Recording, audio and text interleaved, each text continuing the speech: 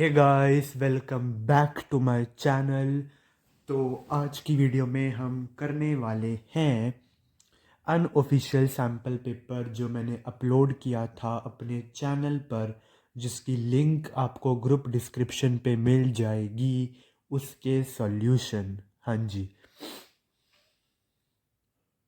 तो मैं उस सैम्पल पेपर के सॉल्यूशन लेकर आ गया हूँ। बिल्कुल बढ़िया से सॉल्यूशन है, ठीक है। तो अगर आपने वो क्वेश्चन पेपर पहले खुद से सॉल्व नहीं किया है तो आई विल सजेस्ट कि पहले खुद सॉल्व करो उसे, और फिर यहाँ पे उसके आंसर देखने आओ, सॉल्यूशन देखने आओ, ठीक है। डायरेक्ट सॉल्यूशन पे आने का कोई फ़ायदा नहीं है जब तक आप खुद से ट्राई नहीं करोगे। तो ट्राई करो और फिर यहाँ पे आओ। यहाँ पे मैंने क्वेश्चन लिख दिए हैं। हम इनको ना, मैं जो सॉल्यूशन की वीडियोस है वो पार्ट्स में बना रखी है। तो इस पर्टिकुलर वीडियो के लिए हम सेक्शन ए के क्वेश्चन 1 से लेकर 10 तक सारे डिस्कस करने वाले हैं। एंड अगर आपको क्वेश्चन एक साथ सारे देखने हैं तो आप पीडीएफ पे भी लिंक मैंने इसी वीडियो के डिस्क्रिप्शन पे डाल रखी है, ठीक है। एंड आप उस डिस्क्रिप्शन पे देख सकते हो जाके, लिंक दबाओगे तो डायरेक्ट पूरा क्वेश्चन पेपर आ जाएगा और खुद से सॉल्व करके आना, ठीक है। तो यहाँ पे हम स्टार्ट करते हैं अपने क्वेश्चन नंबर 1 से। Show that the function f from r to r is neither 1 1 nor on 2, ठीक है। तो हमें शो करने के जो फंक्शन है रियल नंबर से रियल नंबर, ये डोमेन है, इसका कोडोमेन है, basically range, and is neither 1 1 nor onto भी नहीं है, 1 1 भी नहीं है, फंक्शन ये है। तो इसका आंसर देखते हैं। हाँ जी, तो ये हमारा फंक्शन है f x is equal to x by x square plus 1। ये फंक्शन हमें गिवन है। अब 1 1 के लिए हम क्या करेंगे? फॉर 1 1, रिमेंबर हमें केस को लेट कर लेते हैं। तो लेट कर लेते हैं कि x1 एंड x2 हमारे कोई दो वैल्यूज़ है फ्रॉम द डोमेन, ठीक है। तो हमने ना लेट कर लिया कि x1 एंड x2 कोई हमारी दो वैल्यू है डोमेन से, and f of x1 equal है f ऑफ x2 के। तो हम इन्हीं x1 को फंक्शन में डालते हैं, x1 एंड x2 को फंक्शन में डालेंगे तो क्या आएगा? This implies x1 by x1 square plus 1 is equal to x2 by x2 square plus 1, right. x1 and x2 इसमें डाल दिया, एंड दिस इम्प्लाइज कि x1, this whole thing will be equal to this thing. Cross multiply किया, basic सा, और कुछ भी नहीं किया। दिस इम्प्लाइज x1,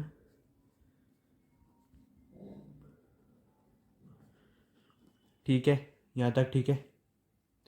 आगे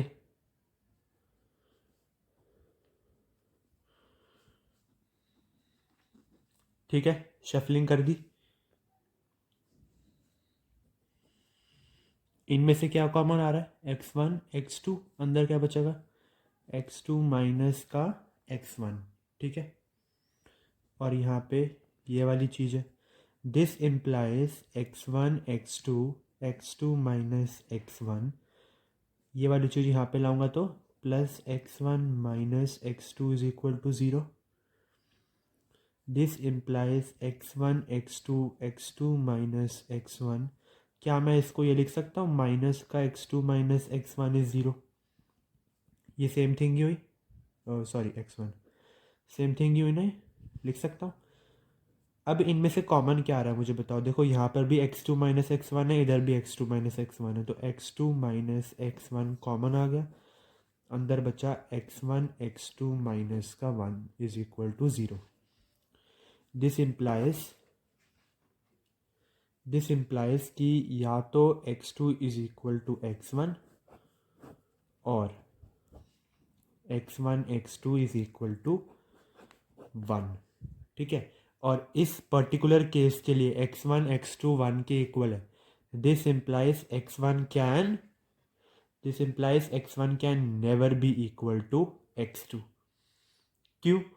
आप 1 -1 √1 इनको छोड़ के मुझे ऐसे दो नंबर बता दो, सेम दो नंबर मुझे आप सेम बता दो जो आपको 1 दे सके।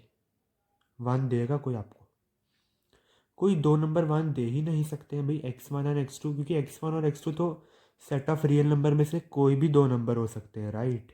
एंड कोई भी ऐसे आप दो नंबर अगर आप सेम ले लोगे, मतलब जो ये वाला केस आया है, तो वो कभी वन दे ही नहीं सकते, राइट? कैसे देंगे वन, है ना? और अगर हम ले भी लेते हैं, चलो वन ले रहे हैं तो वन तो दे देंगे, पर उसके अलावा कोई रियल नंबर ऐसा है जो वन देगा? नहीं। तो हमें x1 not equal to x2 आया है, ठीक है। और जब ये चीज़ आ जाती है तो हम क्या कह देते हैं कि हमारा फंक्शन जो है वो वन वन नहीं है, ये कह देते हैं ना। हाँ जी। तो दिस इम्प्लाइज, यहाँ पे हम क्या कह देंगे? हाँ जी, चल एक मिनट। हाँ जी, तो यहाँ पे हम क्या कह देंगे? Therefore f is not one one, ठीक है। क्योंकि हमने इनिशियली क्या लेट किया था?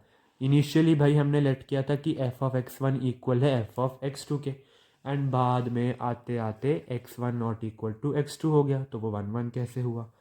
नाउ अब हम बात करते हैं ऑन टू की। ऑन टू फंक्शन को हम सर्जेक्टिव फंक्शन भी कहते हैं, एंड वन वन को हम ऑन टू फंक्शन भी कहते हैं। और यहाँ पे तो हमने ये चीज़ लेट करी है, ठीक है। अगर हमारा कुछ केस ऐसा होता है कि f of x one equal नहीं आ रहा है एफ ऑफ एक्स टू के, एंड एक्स वन और एक्स टू भी इक्वल नहीं है, तो अभी वो वन वन हो जाता, ठीक है।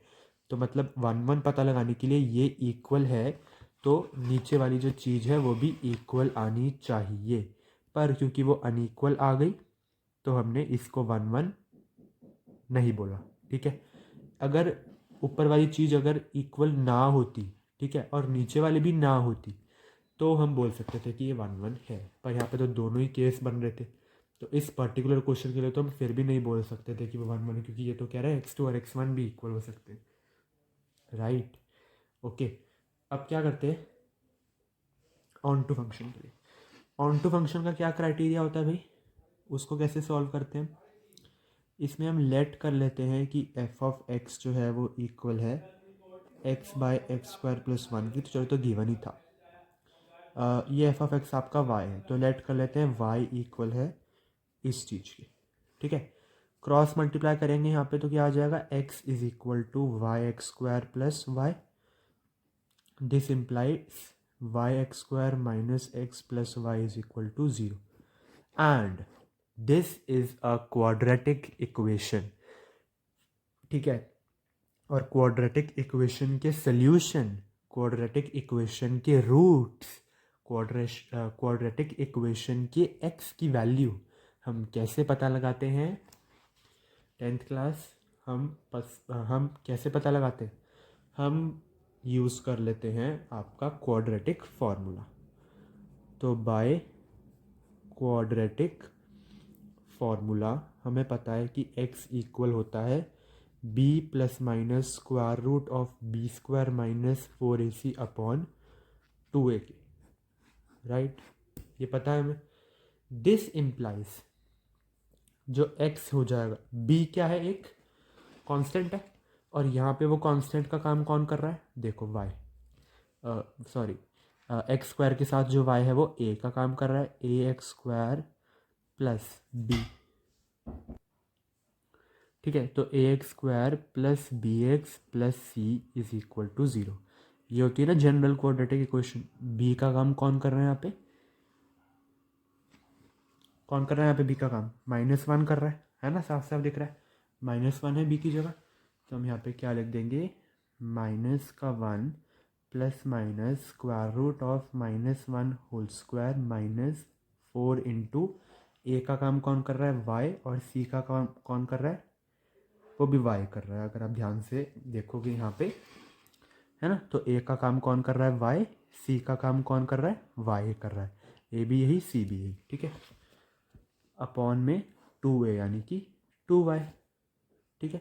This implies x is equal to minus का one plus minus square root of one minus four y square upon में टू वाई। अब यहाँ से केस निकल कर आता है, क्या केस निकल कर आता है? दिस इम्प्लाइज, अब मैं क्या कह सकता हूँ? दिस इम्प्लाइज, ये बहुत ज़रूरी है कि रूट के अंदर वाला नंबर तो हमेशा पॉजिटिव या फिर greater than equal to zero होता है, जिसको हम नॉन नेगेटिव कहते हैं, राइट? तो दिस इम्प्लाइज तो square root of 1 minus 4y square है, that will be always greater than equal to 0। ठीक है, और ये चीज़ बहुत इम्पॉर्टेंट है। ठीक है, यहीं से हम पता लगाएंगे कि क्या हो सकता है। रूट भी यहाँ पे होना नहीं चाहिए, आई एम सॉरी, रूट भी नहीं, मतलब हम बेसिकली अंदर वाला नंबर चाहिए हमें, है ना। तो इधर रूट नहीं है, 1 minus 4y square should be greater than equal to 0। This implies, अब 1 माइनस 4y स्क्वायर को मैं क्या लिख सकता हूँ, क्या होता है, ए स्क्वायर माइनस बी स्क्वायर किसके इक्वल होता है, ए प्लस बी, ए माइनस बी के इक्वल होता है। तो यहाँ पे मैं इसको क्या लिख सकता हूँ, 1 plus 2y, 1 minus 2y is greater than equal to 0, क्योंकि हमें तो अंदर वाला नंबर ही चाहिए ना, ग्रेटर देन और इक्वल टू 0, यानी कि नॉन नेगेटिव नंबर, राइट। यहाँ से क्या आ जाएगा, 1 माइनस 2y इक्वेट कर सकते हैं हम 0 से, क्या 1 माइनस का 2y अगर इज़ इक्वल टू 0 रखूँ और 1 प्लस का 2y 0 के इक्वल रखूँ, तो यहाँ से मेरा y आ जाएगा 1/2 और यहाँ से मेरा y आ जाएगा माइनस का 1/2। इसका मतलब कि मेरा फंक्शन इन दोनों में चेंज हो रहा है। ठीक है, अब मैं क्या करता हूँ, एक ना नंबर लाइन बना लेता हूँ, यहाँ पे माइनस का 1/2, इधर 1/2। अब एक ये वाला चीज़ पकड़ते हैं, चलो, माइनस 1/2 क्या होता है, माइनस का 0.5। इससे पहले वाला नंबर कोई भी हम ले लें, कौन सा आएगा इसके पहले, -1 बोल देते, बोल सकते हैं, -1 पहले ही आता है ना माइनस 0.5 के। तो -1 में अगर यहाँ पे डाल के देखूँ, चलो -1 भी छोड़ो, चलो डाल भी सकते हैं जैसे, -1 यहाँ पे डालते हैं, चलो -1 अगर मैं इधर डालूँ तो 1 माइनस 2 नेगेटिव, तो मतलब ये वाली चीज़ नेगेटिव आ रही है। तो बेसिकली मैं इसको यहाँ पे लिख लेता हूँ, 1 minus 2y, 1 plus 2y greater than equal to 0 होना चाहिए, यही फंक्शन कह रहा है। 1 माइनस 2y, अगर मैं यहाँ पे -1 डाल देता हूँ, मुझे इस इंटरवल में एक नंबर डालना है, कौन सा इंटरवल है ये, -∞ से लेकर -1/2 का इंटरवल है। यहाँ से अगर मैं -1 डालता हूँ तो 1 माइनस ऑफ -2, 1 प्लस 2 कितना आ जाएगा, 3, which is a positive number. और यहाँ पे माइनस डालता हूँ तो ये नेगेटिव है, and positive into negative is negative, negative होता है ना, प्लस माइनस माइनस साइन बड़े नंबर का आता है, वही वाला है ना। पर ये चीज़ ग्रेटर देन 0, क्या नेगेटिव नंबर कोई 0 से बड़ा हो सकता है, नहीं। तो ये तो केस हमारा बना ही नहीं, मतलब ये वाला इंटरवल कैंसिल हो गया। अब मैं एक ये इंटरवल देख लेता हूँ, ये कौन सा इंटरवल है, 1/2 से इन्फिनिटी।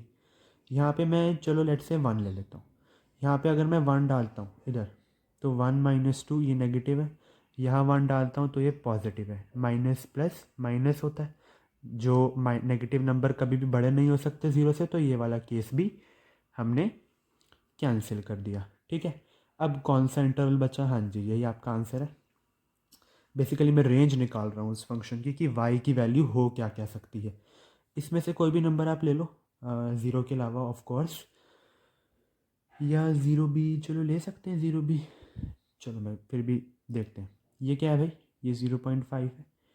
इन दोनों के बीच का कोई भी आप नंबर उठा के देख लो, ठीक है। अगर मैं उसको यहाँ पे पुट करता हूँ, 0 पुट करके देख लो, चलो 0 भी आ ही रहा है, इधर पुट करता हूँ, 1 माइनस यहाँ पे 0 पुट किया तो 1 माइनस 0 इज़ पॉजिटिव, और 1 plus 0 is positive, positive into positive is positive, मतलब ये सिलेक्ट हो गया। ठीक है, मतलब ये मेरा सही इंटरवल है। क्या मतलब कहने का, फिर मेरे मतलब हो गया कहने का कि y जो है वो बिलोंग कर रहा है, this implies y belongs to -1/2 से लेकर 1/2। देखो अगर आप इधर 1/2 डालते हो तो वो 0 के इक्वल हो सकता है, राइट, और इधर डालते हो तो वो भी 0 के इक्वल हो सकता है। तो मतलब ये मेरी रेंज निकल कर आई, y की वैल्यू ये हो सकती है। ठीक है, और अगर आप ध्यान से देखो तो पहले हमने क्या माना था, पहले हमने माना था कि y इस चीज़ के इक्वल है, मतलब y ये है। तो यहाँ पे मैं क्या कह सकता हूँ, दिस इम्प्लाइज x/x² + 1 बिलोंग कर रहा है -1/2 से लेकर 1/2 तक। इसकी जो रेंज है बेसिकली वो इसमें बिलोंग कर रही है। But question has stated range, या फिर बोल देते हैं actual range is the set of real number, and we know the function is said to be onto only and only if its elements has a pre-image। ठीक है, अगर उसके element की प्री इमेज हो तो ही। बट हेयर वी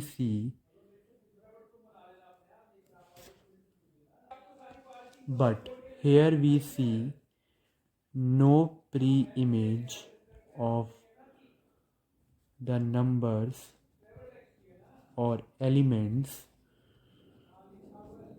except -1/2 से लेकर 1/2, है ना। पूरे सेट ऑफ रियल नंबर में से सिर्फ इन्हीं की इमेज है, क्योंकि वो कह रहा है रेंज में तो यही आ सकते हैं। तो इसका मतलब कि जो बाकी रियल नंबर्स थे उनकी तो कोई प्री इमेज ही नहीं बनी, और प्री इमेज अगर ना हो तो देयरफॉर हम कह सकते हैं the function is not onto. ठीक है, यहाँ पे हमने ये आपका आंसर हो जाता है। ठीक है, तो क्वेश्चन अच्छा था ये, 2 मार्कर के हिसाब से थोड़ा वर्किंग वगैरह है इसमें। बाकी ये क्वेश्चन 3 मार्क्स में भी आ सकता है, right.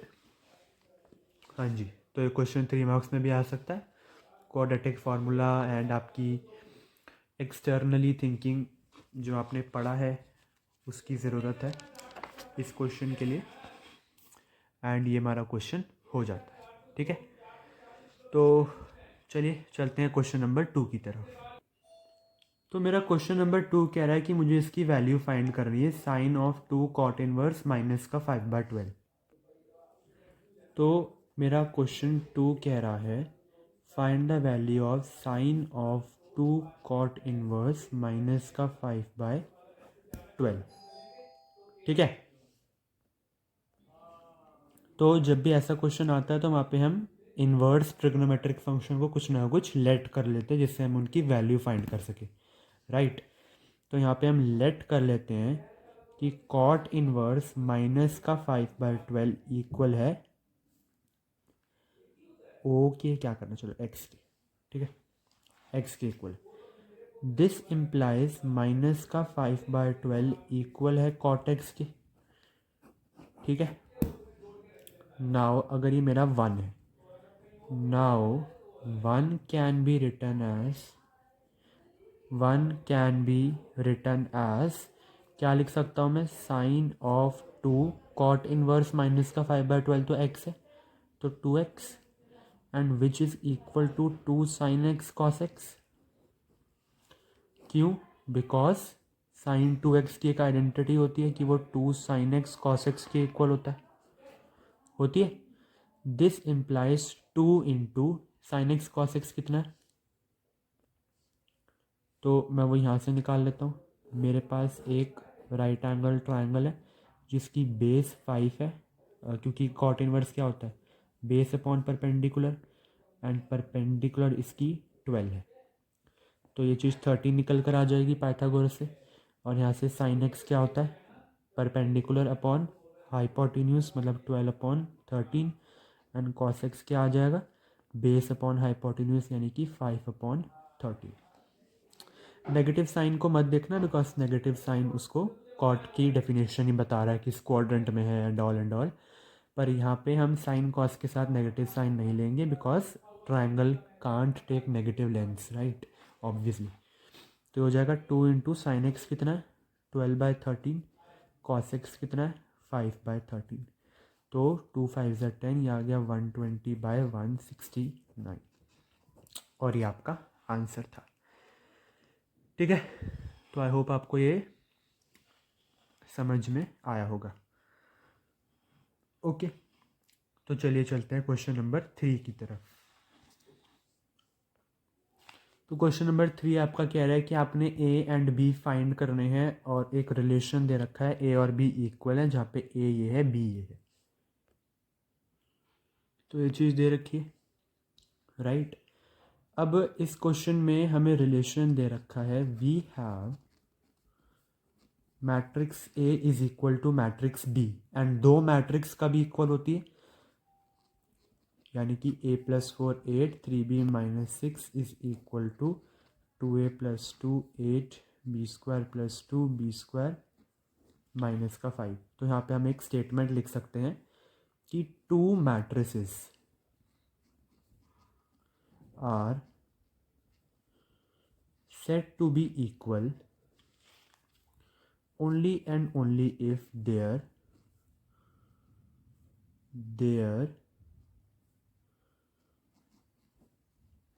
corresponding elements are same। Corresponding element मतलब जो आई जे की वैल्यू इसमें है वही आई जे की वैल्यू इसमें होनी चाहिए। तो देखो यहाँ पे 8 है और इधर भी 8 है, मतलब ये इक्वल तो है। तो मतलब ये दोनों भी इक्वल होंगे, ये भी इक्वल होंगे और ये भी इक्वल होंगे।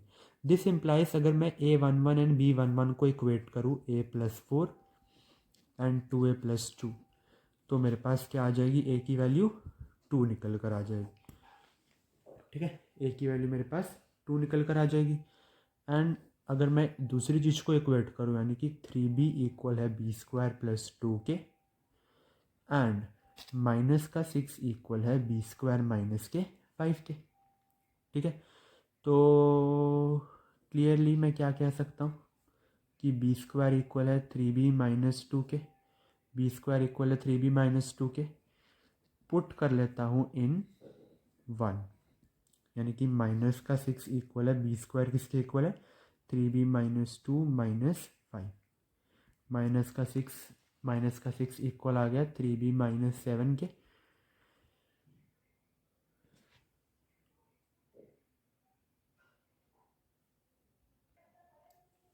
राइट, तो यहाँ से क्या आ जाएगा, 7 इधर आया, 7 - 6 1 will be 3b and b की वैल्यू आ जाएगी 1/3। ठीक है, देयरफॉर हम क्या कहेंगे, a is equal to 2 and b is equal to 1/3। ठीक है, तो आई होप आपको ये क्वेश्चन अच्छा लगा होगा। तो चलिए चलते हैं क्वेश्चन नंबर 4 की तरफ। तो क्वेश्चन नंबर 4 आपका कह रहा है कि आपको ए इनवर्स फाइंड करना है, जहाँ पे ए की वैल्यू ये है एंड शो करना है कि ए इनवर्स इसके इक्वल है। तो इसका आंसर देखते हैं। तो ये है हमारा क्वेश्चन। ए हमें ये मैट्रिक्स दे रखी है और हमें बोला है कि ए इनवर्स को प्रूव करो इसके। तो सबसे पहले हम देख लेते हैं अपनी LHS। Consider left hand side. Left hand side में क्या है मेरा, ए इनवर्स। देख रहे हो, ये एक क्वेश्चन है। तो वी नो, हमें पता है कि ए इनवर्स इक्वल होता है one by determinant a into adjoint a. One by determinant a into adjoint a, जहाँ पर डिटर्मिनेंट ऑफ ए है, डिटर्मिनेंट ऑफ ए निकालना आता है ना। तो बेसिकली ये पोजीशंस होती हैं जहाँ पे हम नेगेटिव साइन कंसिडर करते हैं। तो मैं इसको एक्सपैंड करता हूँ अलॉन्ग द कॉलम 1। ठीक है, तो 0 तो 0 ही रहेगा, -1 है और -1 के साथ क्या आ जाएगा, 1 0 तो 0 -1। ठीक है, साथ में +1 है, इसके साथ क्या आ जाएगा, 1 - 0। ठीक है, तो मेरा डिटर्मिनेंट कितना आ गया, -1 +1 विच इज़ 1 + 1 विच इज़ 2। तो डिटर्मिनेंट ऑफ ए मेरा 2 आ गया। ऑल्सो एडजॉइंट ए कितना होता है, ठीक है, तो एडजॉइंट ए मेरा कितना होता है, transpose of C11 C12 C13 C21 C22 C23 C31 C32 C33। ठीक है, तो अब यहाँ पे हम बेसिकली ये सब निकालते हैं जहाँ पर। तो मैं जल्दी से निकाल के सारा आपको यहाँ पे लिख के दे देता हूँ। ठीक है, आप देख लेना। तो ये मैंने कैलकुलेट कर लिया है यहाँ पे कि जो मेरा कोफैक्टर 1 1 है वो माइनर के इक्वल होता है। एंड पता ना ये स्टार वाली चीज़ें जो होती है ये नेगेटिव साइन के साथ होती है, राइट। तो मैंने यहाँ पे ये सब बना दिया है। अब मैं इन सब को मैट्रिक्स में लिख देता हूँ, ठीक है। तो ये मैट्रिक्स मेरी आ गई एडजॉइंट है।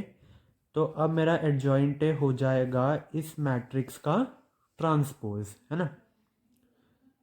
तो मैं कर देने वाला हूँ अब इस मैट्रिक्स का ट्रांसपोज, यानी कि ट्रांसपोज मतलब जो रो है वो इसका कॉलम होगा, -1 1 1 1 -1 1 1 1 माइनस का 1। देख रहे हो तो सेम ही है दोनों, ये और ये इसका ट्रांसपोज जो है वो बिल्कुल सेम है। नाउ अब हम पुट कर देते हैं, now put the needful in equation 1। Equation क्या है, इक्वेशन 1 मेरी ये है।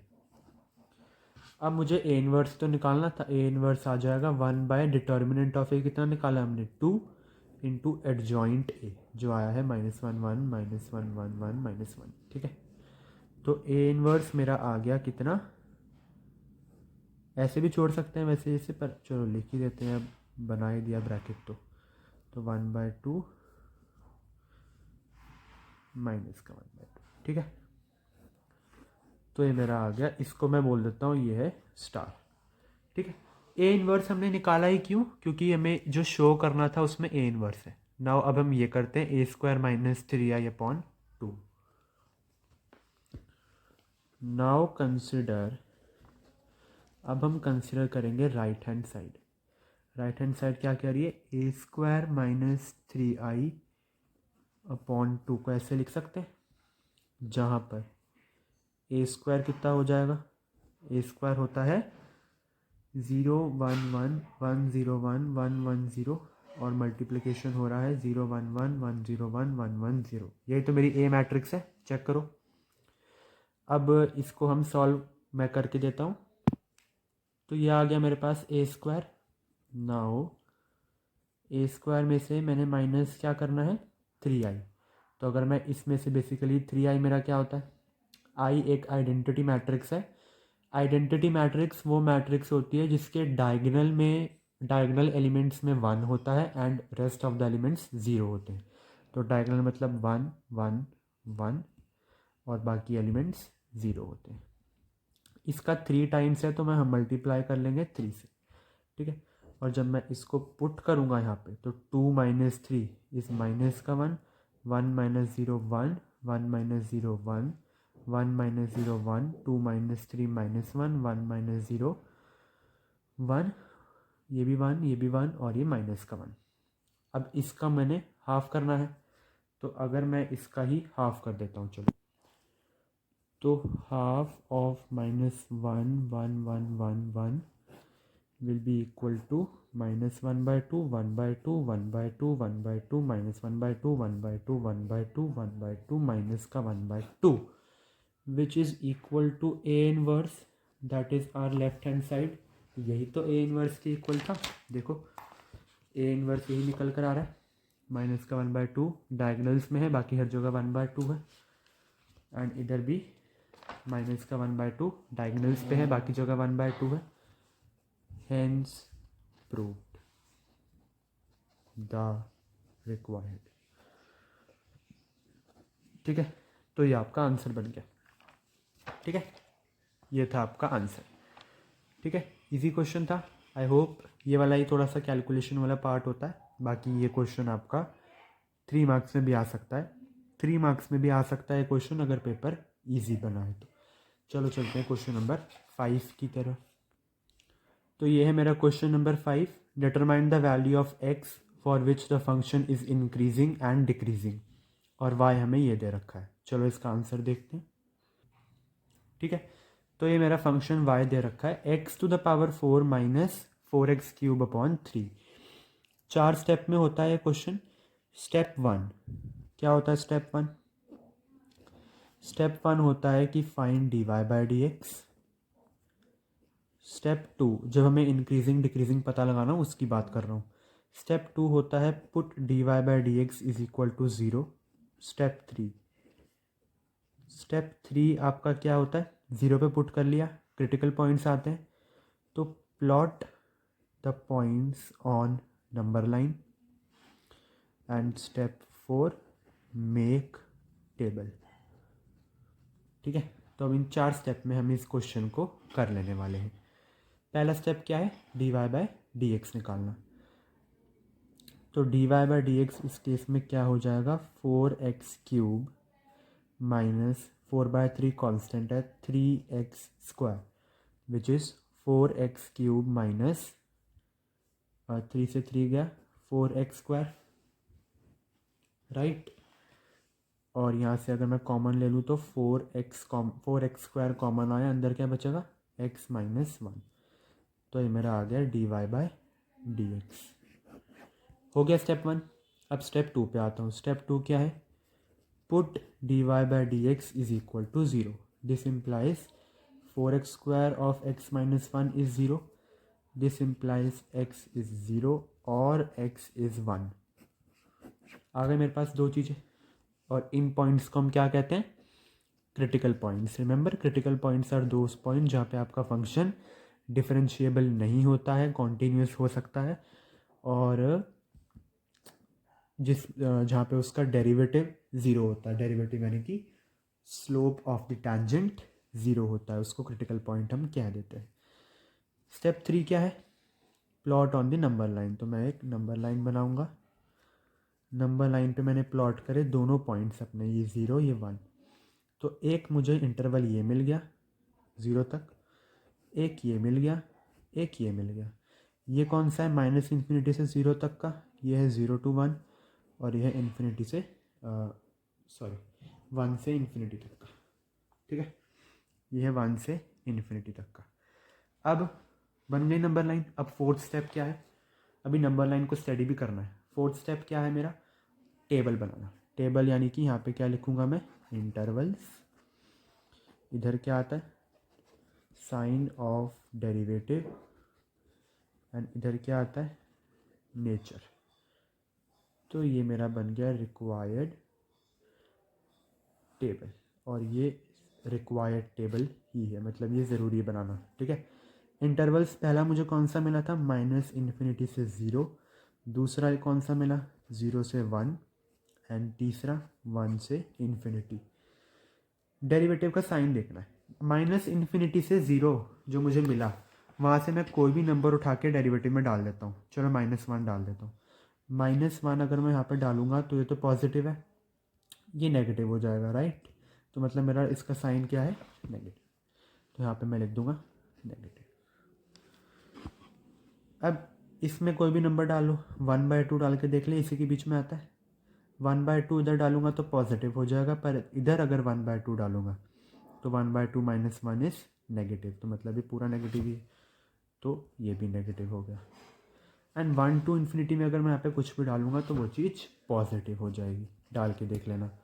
अब देखो, जब भी हमारा sign of the derivative negative आता है, एज्यूम कर लेते हैं कोई एक कर्व है हमारा, यहाँ पर अगर मैं कोई टैंजेंट खींचता हूँ एंड इधर टैंजेंट खींचता हूँ, ठीक है, तो इस टैंजेंट को आप देखो ये 90 से ज़्यादा है। 90 से ज़्यादा मतलब ऑब्ट्यूस एंगल।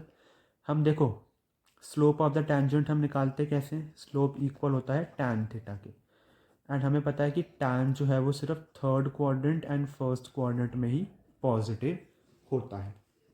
ठीक है, अब देखो ये तो 90 से ज़्यादा एंगल बनाएगा, देख रहे हो, 90 से ज़्यादा बनाएगा ना एंगल।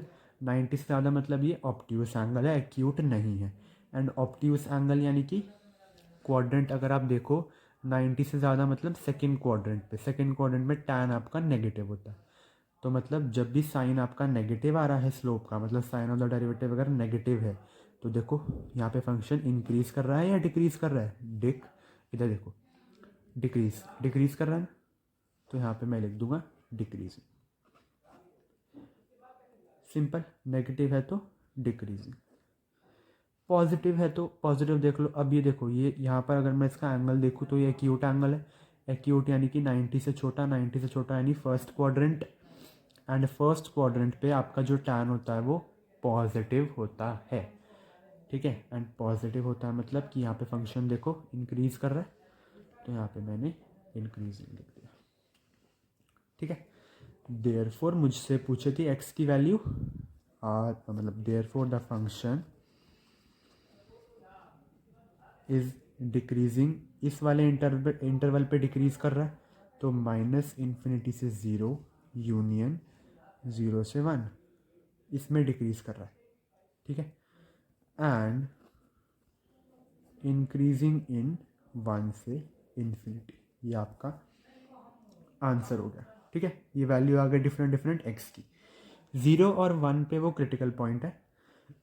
क्रिटिकल पॉइंट माने कि अगर मैं उसका टैंजेंट खींचता हूँ तो वो देखो कोई भी एंगल नहीं बना रहा, ज़ीरो एंगल बन रहा है, कोई एंगल नहीं बन रहा, तो स्लोप ऑफ द टैंजेंट अगर ज़ीरो है तो उसको हम क्रिटिकल पॉइंट कहते हैं, इसलिए हमने ज़ीरो और वन को यहाँ पे इंक्लूड नहीं किया है, ठीक है।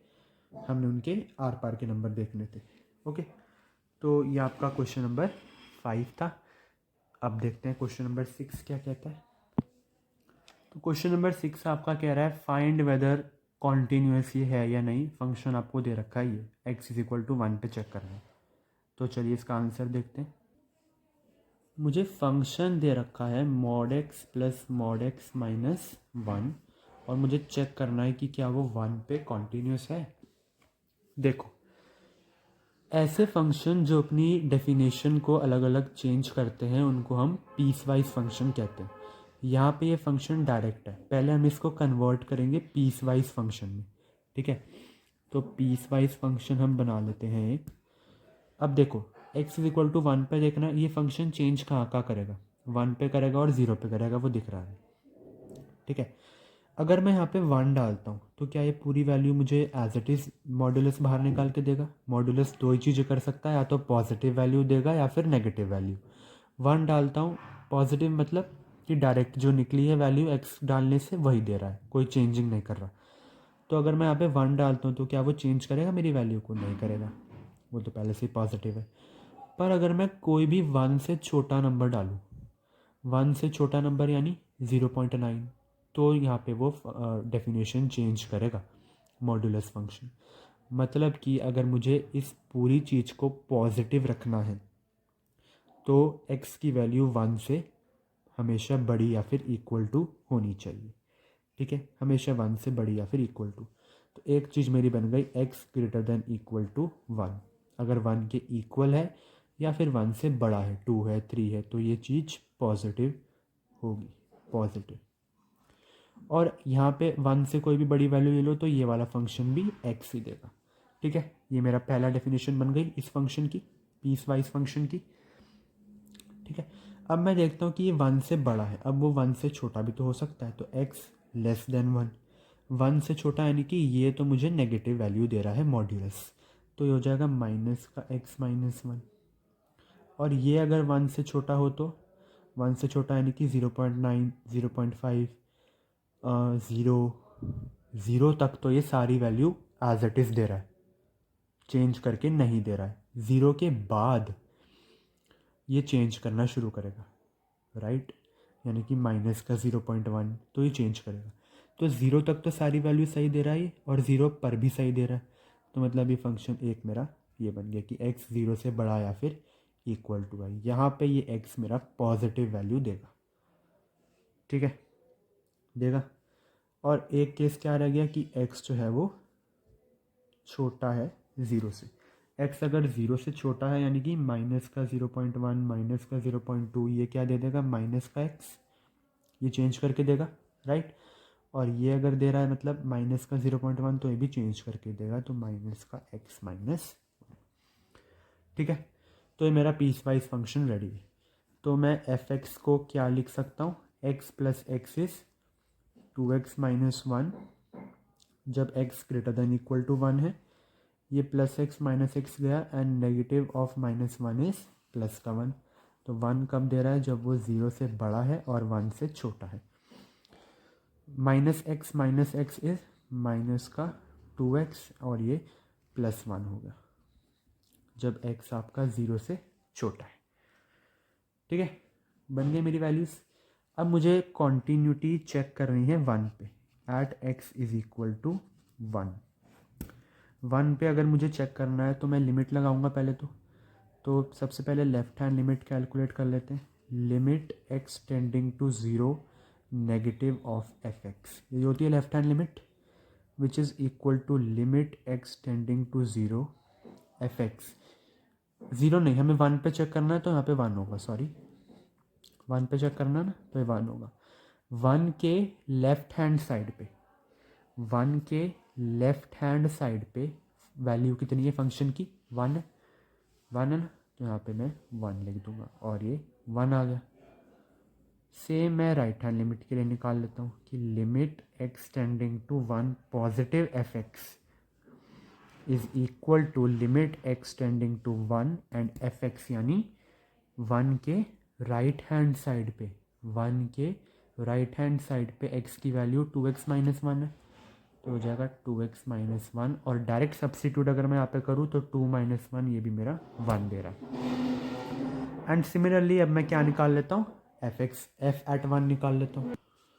सो एफ एट वन अगर मैं बोलूँ, वन पे उसकी वैल्यू कितनी है, देखो वन पे भी तो value two x minus one ही है ना, तो वन पे उसकी वैल्यू कितनी है, two minus one which is one.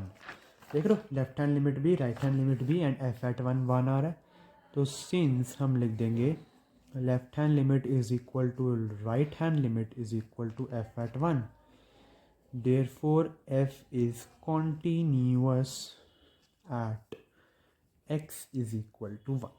और ये क्वेश्चन ने पूछा था कि चेक करो वेदर कॉन्टिन्यूस है या फिर डिसकॉन्टिन्यूस है, कॉन्टिन्यूस है, ठीक है, एफ जो है वो कॉन्टिन्यूस है at x is equal to one, ठीक है। तो ये था आपका क्वेश्चन नंबर 6। चलिए अब चलते हैं क्वेश्चन नंबर 7 की तरफ। क्वेश्चन नंबर 7 कह रहा है डेफिनेट इंटीग्रल आएगा प्रॉपर्टीज से, चलिए देखते हैं। तो मेरा फंक्शन है 0 से लेकर pi by two tan to the power 7x upon cot to the power 7x plus tan to the power 7x।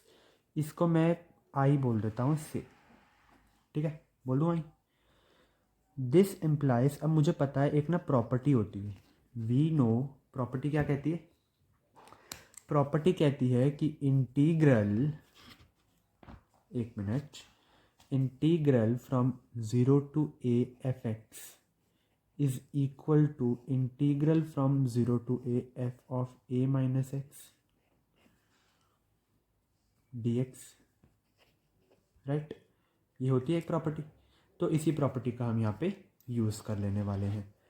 This implies integral from 0 to pi by two tan to the power 7x upon cot 7x plus tan 7x dx is equal to 0 to pi by 2 tan to the power 7 pi by 2 minus x upon cot to the power 7 pi by 2 minus x plus tan to the power 7 pi by 2 minus x dx।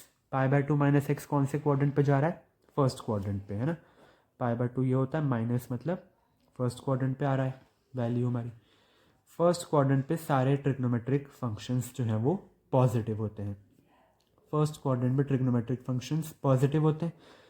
तो ये किसके equal है, आई के equal था, तो मैं इसको आई ही रहने देता हूँ।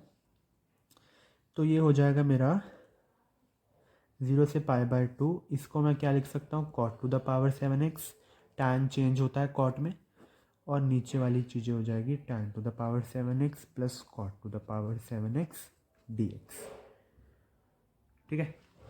ऊपर जो इक्वेशन बनी थी इसको 1 बोल देता हूँ, और जो नीचे इक्वेशन बनी है इसको 2 बोल देता हूँ। एडिंग 1 एंड 2, एडिंग 1 एंड 2 मुझे देगा लेफ्ट हैंड साइड पे 2i, राइट हैंड साइड पे 0 से pi by two tan to the power 7x plus cot to the power 7x upon tan to the power 7x plus cot to the power 7x dx दे देगा, ठीक है। दोनों cancel out हो गए, तो हो जाएगा 0 से pi by two integral of 1 dx जो कि 2i की इक्वल है, और इंटीग्रल ऑफ dx कितना होता है, इंटीग्रल ऑफ dx होता है x, और लिमिट लगी है 0 से पाई बाय टू, तो हो जाएगा 2i is equal to pi by two, integral हमारा आ जाएगा pi by 4। This is your answer, ठीक है, इजी था, हाँ जी। डेफिनाइट इंटीग्रल्स की प्रॉपर्टीज़ आपको अच्छे से आनी चाहिए। ये तो बेसिक था, अभी आगे और भी अच्छे क्वेश्चन आएंगे इंटीग्रल से। चलिए अब क्वेश्चन नंबर 8 देखते हैं। तो क्वेश्चन नंबर 8 मेरा कह रहा है, क्वेश्चन नंबर 8 की solve dy by d x plus y by x is equal to x का स्क्वायर। तो इसको सॉल्व करते हैं। माई आंसर 8 इज सेइंग कि हमें सॉल्व करना है dy by d x plus का y by x is equal to x square.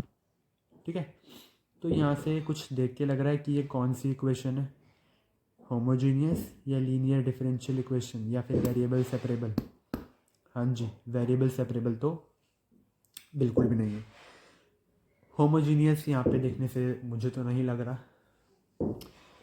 तो since it is a linear differential equation of the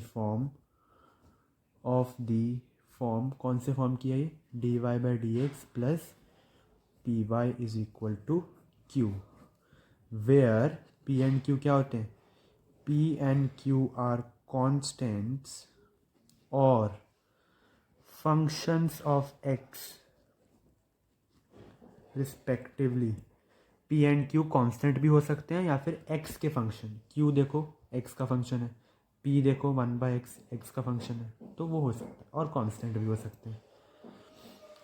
whose solve करने के बाद मतलब जनरल इक्वेशन मानिए, general equation is given by, कैसे देते हैं general equation, y into integrating factor is equal to integral of q into integrating factor. ये होता है।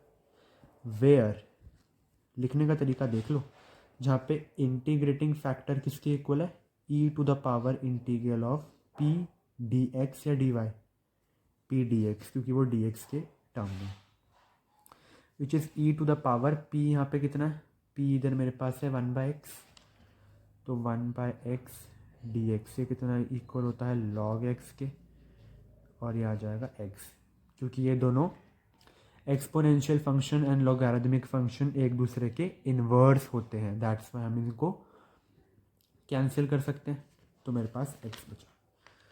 नाउ कंसिडर 1, ये 1 था मेरे पास, तो y into integrating factor will be integral of q कितना है एक्स स्क्वायर, और q इंटू इंटीग्रेटिंग फैक्टर यानी कि x into x square which is x cube dx, this implies y x मेरा आ जाएगा, और ये तो सॉल्व करना देखो क्या ही है, एक्स की पावर 4/4 प्लस सी, तो ये आपका आंसर आ जाएगा। ठीक है, या फिर अगर आप इसको चेंज करके लिखना चाहते हो तो ये एक्स को नीचे भेज दो, वाई अलोन रखो, ये हो जाएगा x³/4 प्लस का सी एक्स इनवर्स, तो ये y की x की टर्म में आपकी y की इक्वेशन आ गई। ठीक है ना, x नीचे गया, एक x गया, x³ बचा, और यहाँ पे x में ऊपर ले गया तो सी एक्स इनवर्स आ गया। ओके, तो ये था आपका आंसर नंबर 8। आई होप इसमें कोई प्रॉब्लम नहीं है। ठीक है, तो चलिए अब चलते हैं क्वेश्चन नंबर 9 की तरफ। तो क्वेश्चन नंबर 9 मेरा कह रहा है कि अगर ये तीनों पॉइंट कोलिनियर है तो m को फाइंड करो। अब देखो आंसर 9 देखते हैं, ये तीनों के तीनों पॉइंट्स आपके कोलिनियर है, तो मतलब कि वो एक लाइन पे लाई कर रहे होंगे, है ना। लेट कर लेते हैं कि एक पॉइंट मेरा a है विच इज़ -1 1 2, -1 -1 2, और लेट कर लेते हैं एक पॉइंट b है 2 m 5, लेट कर लेते हैं एक पॉइंट c है 3 11 6। अब कंसिडर करवाते हैं, consider A B vector. A B vector किसके इक्वल होता है, बी वेक्टर माइनस ए वेक्टर, यानी कि 2i plus mj plus 5k minus -1i minus j plus 2k, which is equal to, देखो 2 माइनस का 1i plus m minus minus का 1 j cap plus 5 minus 2 k cap which is 3 i cap plus ये कितना हो जाएगा m plus 1 j cap plus 3 k cap. Now consider करवा लेते हैं, क्यों कंसिडर कर रहे हैं अभी बताता हूँ। ए सी वेक्टर जो होता है c vector minus A vector which is 3 i cap plus 11 j cap plus 6 k cap minus minus i cap minus j cap plus 2 k cap which is 3 minus minus का 1 i cap plus 11 minus minus का 1 j cap plus 6 minus का 2 k cap which is 4 i cap plus 12 j cap plus 4 k cap. Now since the points are collinear, हमें पता है अगर points आपके collinear होते हैं तो जो ए बी वेक्टर होगा वो म्यू टाइम्स इक्वल हो जाएगा ए सी वेक्टर के, हाँ या ना, म्यू टाइम्स इक्वल हो जाएगा, हाँ जी ठीक है। This implies A B vector मेरा है 3 i cap plus m plus 1 j cap plus 3 k cap equal हो जाएगा mu times 4 i cap plus 12 j cap plus 4 k cap के, हाँ या ना। And this implies 3 i cap plus m plus 1 j cap plus 3 k cap equal हो जाएगा 4 mu i cap plus 12 mu j cap plus 4 mu k cap के। दो vector का भी इक्वल होते हैं जब कॉरस्पॉन्डिंग उनके डायरेक्शन कोसाइंस इक्वल हो। तो डायरेक्शन कोसाइंस अगर मैं इनके इक्वल कर दूँ तो 3 किसके इक्वल आ रहा है 4 म्यू के। दिस इम्प्लाइज म्यू की वैल्यू 3/4 है। ऑल्सो मैं बोल सकता हूँ कि m प्लस 1 इक्वल है 12 इंटू म्यू के, जे कैप वाले कॉम्पोनेंट देख रहा हूँ, m प्लस 1 इक्वल है 12 म्यू के और म्यू कितना है 3/4, तो 4 3 ज़ा 12, m plus 1 is equal to 3 3 ज़ा 9, m की वैल्यू आ गई 9 minus 1 8 which is your answer. और यही पूछा था क्वेश्चन ने कि find the value of m, है ना। तो ये याद रखना है आपने, ठीक है, ये याद रखना है।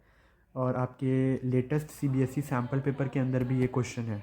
ये क्वेश्चन मतलब इस तरह का क्वेश्चन है जहाँ पे कोलिनियर वाला कॉन्सेप्ट यूज़ हो रहा है, राइट, ठीक है, जहाँ पे कोलिनियर वाला कॉन्सेप्ट यूज़ हो रहा है, ठीक है। तो ये था आपका क्वेश्चन नंबर 9, ठीक है। चलिए अब हम करते हैं क्वेश्चन नंबर 10। क्वेश्चन नंबर 10 आपका क्या कह रहा है, find the distance of this point from this line. चलिए अब इसका आंसर देखते हैं। तो ये मेरे पास पॉइंट है और ये मेरी लाइन है, ठीक है।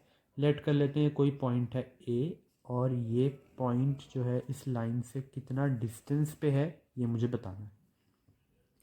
तो जब भी find the distance from point two the line तो हम हमेशा परपेंडिकुलर डिस्टेंस को ही कंसिडर करवा देते हैं, ये इसके परपेंडिकुलर होना चाहिए, ठीक है। अब देखो अगर मुझे इनका डिस्टेंस चाहिए तो मुझे इस पॉइंट की वैल्यू चाहिए होगी, हाँ या ना, इस पॉइंट की वैल्यू मुझे चाहिए होगी ना, तभी तो मैं डिस्टेंस फार्मूला लगा सकता हूँ। इस पॉइंट की वैल्यू मुझे ये इक्वेशन देने वाली है। तो मैं क्या करता हूँ, पहले तो सबसे पहले मैं इस पॉइंट को बी बोल देता हूँ, ठीक है। अब देखो let x plus 3/3 is equal to y minus 4/5, z plus 8/6 is equal to lambda. Lambda के इक्वल बोलते कांस्टेंट होगा ना कोई। दिस इम्प्लाइज x की वैल्यू कितनी आ जाएगी 3 लैम्डा माइनस 3, y की वैल्यू 5 लैम्डा प्लस 4, z की वैल्यू 6 लैम्डा माइनस 8। तो मुझे अब ना XYZ ना जनरल पॉइंट मिल गए। जनरल पॉइंट क्या होता है, जो इस पूरी लाइन पर आप कहीं पर भी कोई पॉइंट अगर आपको लोकेट करना है तो उसकी डेफिनेशन ये जनरल पॉइंट दे देता है, ठीक है। तो हम जनरल पॉइंट बेसिकली हमें बी के लिए चाहिए तो हम बोल देते हैं नाउ बी के कोऑर्डिनेट्स हो गए XYZ which is be 3 lambda minus 3, 5 lambda plus 4, 6 lambda minus का 8। तो मुझे बेसिकली ना बी के कोऑर्डिनेट्स मिल गए, 3 लैम्डा माइनस का 3, 5 लैम्डा प्लस का 4, 6 लैम्डा माइनस का 8। अब मुझे एक और कॉन्सेप्ट पता है परपेंडिकुलर लाइंस का। वी नो परपेंडिकुलर लाइंस के लिए a1 a2 plus b1 b2 plus c1 c2 is equal to 0। बस, ठीक है। तो डायरेक्शन रेशियोज जो परपेंडिकुलर लाइन के, मतलब जो लाइन उस पर परपेंडिकुलर थी उसके डायरेक्शन रेशियोज हम कैसे निकालते हैं, इस पॉइंट के माइनस इस पॉइंट का कोऑर्डिनेट्स को माइनस करके डायरेक्शन रेशियोज आते हैं। तो 3 लैम्डा माइनस 3 प्लस 2 और ये सब हो गया सारा। अब इस रिलेशन में अगर मैं डायरेक्ट वैल्यूज़ को पुट कर देता हूँ, मेरा a1 b1 c1 जो डायरेक्शन कोसाइंस थे ये मुझे इक्वेशन के डिनोमिनेटर में गिवन थे, राइट। एंड ये 3 lambda minus 1, 5 lambda and 6 lambda minus 3 इसको सॉल्व करके आया, ठीक है। तो अगर मैं इस पूरे को सॉल्व करूँगा तो यहाँ से मेरी लैम्डा की वैल्यू कितनी आ जाने वाली है, चलो देख लेते हैं। 9 लैम्डा माइनस का 3 plus 25 lambda plus 36 lambda minus 18 is 0। This implies 9 plus 25 कितना होता है आपका 34, 34 plus 36 is 70 lambda minus 3 minus 18 आपका हो जाएगा माइनस का 21 is 0। This implies lambda will be 21/70, है ना। और अगर आप इसको सॉल्व करते हो तो 7 3 ज़ा 21, 7 3 ज़ा 21 एंड 7 10 ज़ा 70, राइट। लैम्डा की वैल्यू आ जाती है 3/10। अब मैं उसको वहाँ पे पुट कर दूंगा जहाँ पे मेरी इक्वेशन निकली थी। क्या इक्वेशन थी, general equation 3 lambda minus 3, 5 lambda plus 4, 6 lambda minus 8। यहाँ पे अगर मैं लैम्डा 3/10 पुट कर दूँ तो 3 3 ज़ा 9, 9 माइनस 30/10 इज़ माइनस का 21/10 कॉमा यहाँ पे 3/10 करो, 5 3 ज़ा 15 प्लस 40 विच इज़ 65/10 एंड इधर 3/10 करो, 18 माइनस 80, तो 80 माइनस 10 होता है 70, 8 और गए तो 62, तो और हो जाएगा माइनस का 62/10। बस अब हम डिस्टेंस निकाल लेंगे। डिस्टेंस हो जाएगा स्क्वायर रूट ऑफ, तो ये कैलकुलेट करके सारा प्लस करके आ गया 370/100, जिसको काट के हम लिख देंगे square root of 37/10 which is your answer. इतना यूनिट्स आपका आंसर है, ठीक है। तो आई होप आपको ये क्वेश्चन अच्छे से समझ में आया होगा। Thanks for your patience, thank you very much. मिलते हैं अगली वीडियो में जहाँ पे मैं सेक्शन ए के ही आगे के क्वेश्चन सॉल्व करने वाला हूँ, फिर सेक्शन बी सी डी सब पे आएंगे, ठीक है। So thank you, that's all for this video, bye bye.